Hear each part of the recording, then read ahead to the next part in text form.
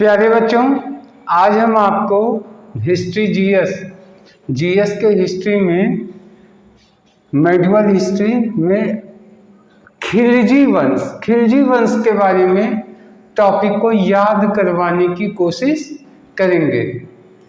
तो खिलजी वंश का शासन 1290 से लगभग 1320 तक था, यानी 1290 से इसकी शुरुआत थी।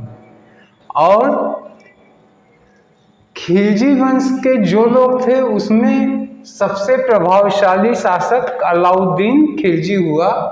तो हम ज़्यादातर चर्चा इसी की करेंगे, लेकिन यहाँ से शुरू करते हैं। देखिए, खिलजी वंश के संस्थापक कौन थे?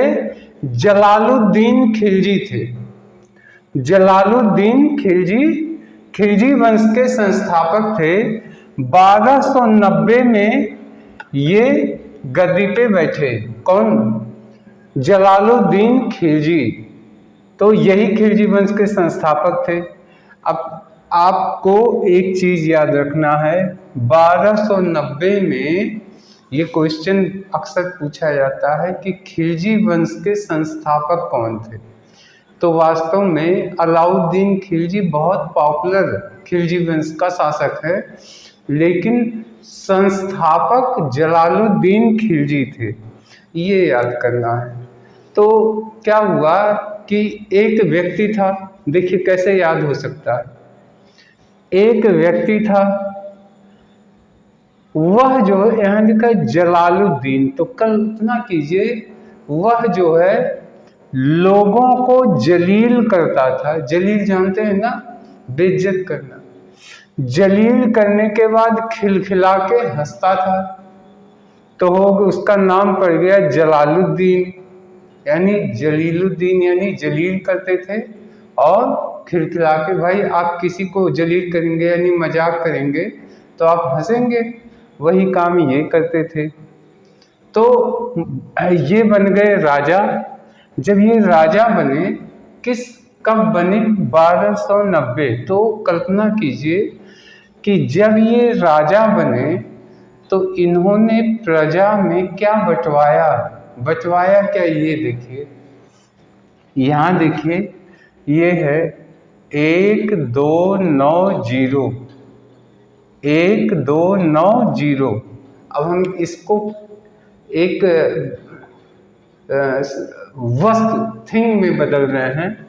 देखिए 1290, तो कर लीजिए ए से 1, देखिए 1, 2, 2 से 2, 9 से कर लीजिए ना, 2 ना, 0 को मान लीजिए भेली या गुड़।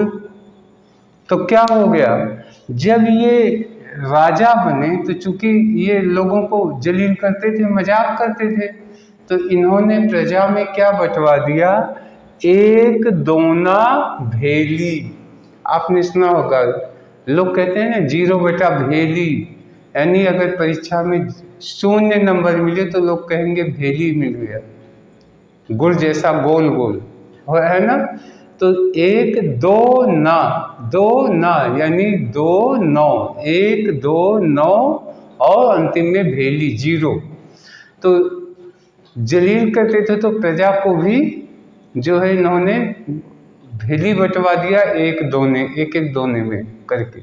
तो 1 1 2 9 0 यानी 1290 में ये जलालुद्दीन खिलजी इन्होंने खिलजी वंश की स्थापना की। और इसके बाद जो है इन्होंने राजधानी कहाँ बनाई? किलोखरी में। किलोखरी। तो देखिए यहाँ पे क्या हुआ कि ये लोगों को जलील करते थे, तो किलो यानी किले को ही जेल बना दिया। यानी कोई विरोध करे तो उनको कहाँ ले जाएं? जलालुद्दीन के किले में कैद करवा दें। तो हो गया किलोखरी। फिर क्या हुआ? आप देखिए 1296 में इन्हीं का भतीजा था, रिश्ते में भतीजा और दामाद भी वही था। कौन? अलाउद्दीन खिलजी। ये अलाउद्दीन खिलजी इन्हीं जलालुद्दीन का भतीजा भी था और दामाद भी बन गया था। इसी ने इनकी हत्या कर दी इलाहाबाद के पास कोडुम्मा एक जगह थी, वहीं पे ये इनकी हत्या कर दिया था। तो इनकी हत्या कर दिया, ठीक, जलालुद्दीन की। उसके बाद क्या हुआ, 22 अक्टूबर 1296 को अलाउद्दीन खिलजी गद्दी पे बैठ गए इनकी हत्या करके।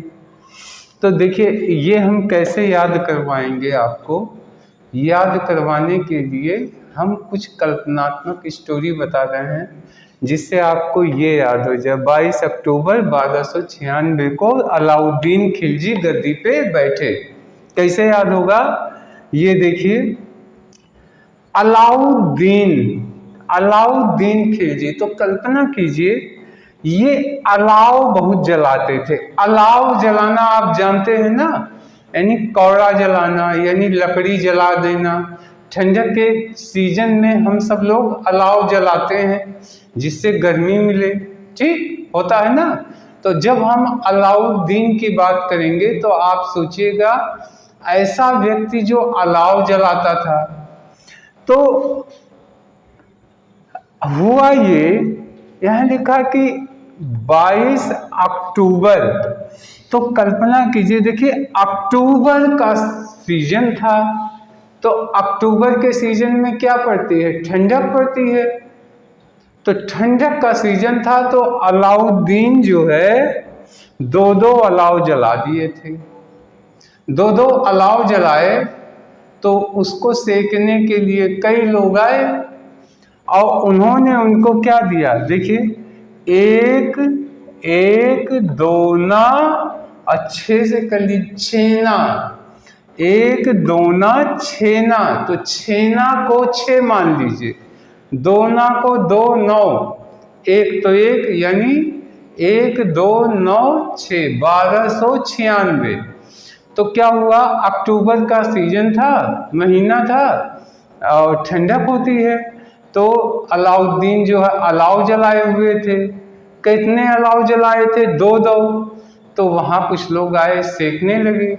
उन लोगों ने इनको क्या दिया, 1 दोना छेना दिया, यानी 1 2 9 6, 1296। और कहा कि जाओ तुम आज ही दिल्ली के सुल्तान बन जाओगे। तो अलाउद्दीन खिलजी दिल्ली का सुल्तान बन गया। अब देखिए बचपन, अलाउद्दीन के बचपन का नाम क्या था, अली। तो अली यहीं छिपा, अलाउद्दीन, यानी अलाव जलाते थे कौन, अली। तो अली नाम तो ऐसे हो गया, बचपन का नाम अली। और एक नाम और था गुरशास्य। गुरशास्य का मतलब होगा, ये गुर जो है, गुर किससे सीखा था, यानी कि इसको राजा बनने के सारे गुण मालूम थे। तो इसका एक नाम गुण हो गया, बहुत गुणवान था, और एक नाम अली हो गया, अली, और गुण इसके अंदर थे, ठीक। तो गुरशास्य और अली ये हो गए। अब जब ये हुआ तो आप जान लीजिए कि ये ऐसा शासक था खिलजी जो किसी दूसरे सल्तनत, आमतौर पे क्या था कि इसके पहले जो दिल्ली के सुल्तान बनते थे, राजा होते थे, उनको सुल्तान की उपाधि बगदाद के खलीफा, जब खलीफा मान्यता देते थे तब वो मानते थे। ये पहला ऐसा शख्स हुआ जो किसी के रहनुमाई पे निर्भर नहीं था। न ये बगदाद के खलीफा को मानता था, न उनके किसी धर्म को मानता था, उनके किसी निर्देश को मानता था। ये स्वतः राजा था और राजा की तरह ये वर्क करता था, ठीक। और अपने वर्क में अलाउद्दीन खिलजी धर्म का भी सम्मिलित नहीं करते थे, यानी इस्लामिक रीति रिवाज के बजाय राजा और प्रशासन का जो संबंध होता है वो इसने फॉलो किया था। तो देखिए जब ये हुआ तो पहली बार इन्होंने क्या किया, अस्थाई सेना शुरू की। आमतौर पे वैसे राजा जब युद्ध काल आता था तो लोगों को भर्ती करते थे, लेकिन नहीं, इसने जो है पहली बार अस्थाई सेना शुरू की। यानी ये साल के 365 दिन रेगुलर सेना बन गई और सेना को नगद वेतन देना शुरू किया। इन्होंने ही शुरू किया था, यानी पैसे भी नगद मिलने लगे, तनख्वाह मिलने लगी सैनिकों को और अस्थाई सैनिक हो गए। ठीक, घोड़ा दागने एवं सैनिकों का हुलिया लिखने की परंपरा भी इन्होंने ही शुरू की। तो देखिए ये कैसे ध्यान में आएगा, सब एक दूसरे से लिंक है। अस्थाई सेना बनाया तो सेना जो है में जो भर्ती होंगे उनका कोई तो पहचान चिन्ह होता है। आज भी हम किसी जॉब में जाते हैं तो हमें अपना कोई पहचान चिन्ह बताना पड़ता है, तो वहाँ भी सैनिकों का नाम पता एड्रेस के साथ उनका पहचान यानी उनका हुलिया लिखने की परंपरा शुरू हुई। और घोड़ा दागने की परंपरा भी यही शुरू हुई, यानी घोड़े को बंधीकरण कर दिया जाता था। ठीक, तो इससे उसकी स्टेमिना लगातार बनी रहे। तो घोड़ा दागने की परंपरा, सैनिकों का हुलिया लिखने की परंपरा इन्होंने ही शुरू की और नगद वेतन की परंपरा शुरू की। ठीक, अब इसके बाद देखिए भू राजस्व। पहली बार ये ऐसा व्यक्ति था जो आमतौर पे पहले तो चौथाई उपज का 1/4 और शासक लेते थे, लेकिन ये उपज का 1/2 यानी आधा ही आधा हिस्सा ले लेता था।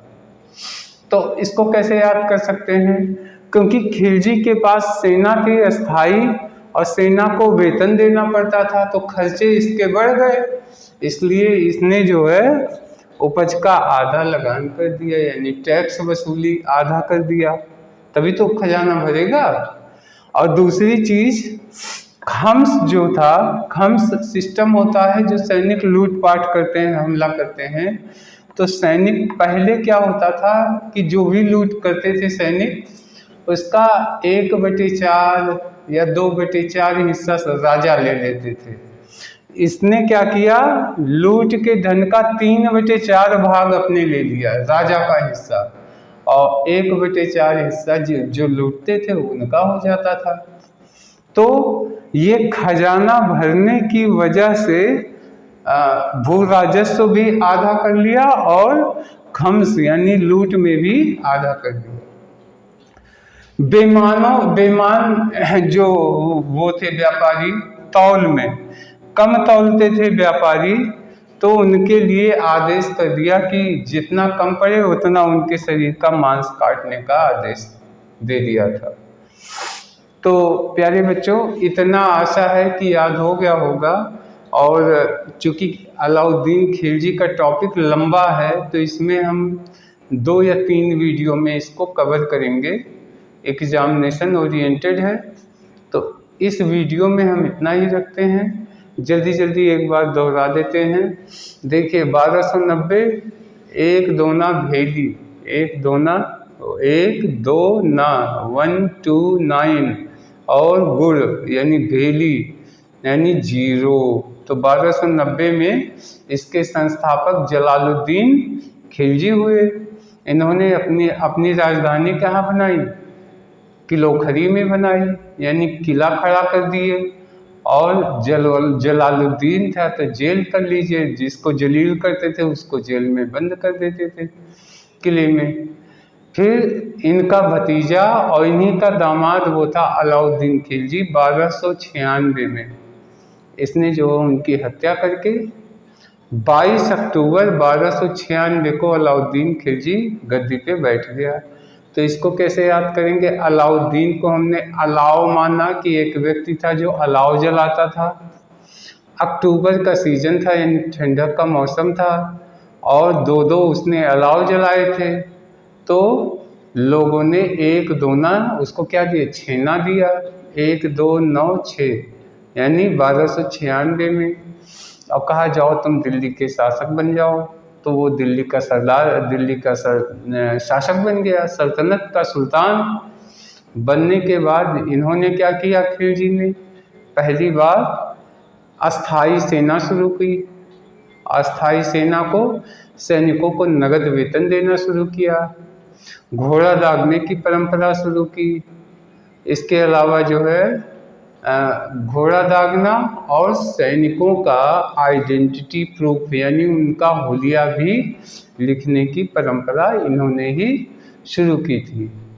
इसके अलावा भू राजस्व कितना लेता था, उपज का हाफ, और खम्स यानी लूट का जो धन था उसमें राजा का हिस्सा कितना बना दिया, 3/4 ये बना दिया। तो जो बेईमान दुकानदार थे, कम तौल करते थे, कहा कि उनके शरीर का उतना मांस काट लिया जाए जितना ये कम तौलते हैं। इससे बेईमानी, कम तौल की समस्या दूर हो गई थी। तो प्यारे बच्चों, आशा है कि आपके दिमाग में बैठ भी गया होगा, और इसका हम दूसरा वीडियो, दूसरा भाग कल लेके आएंगे। तब तक के लिए धन्यवाद, नमस्कार।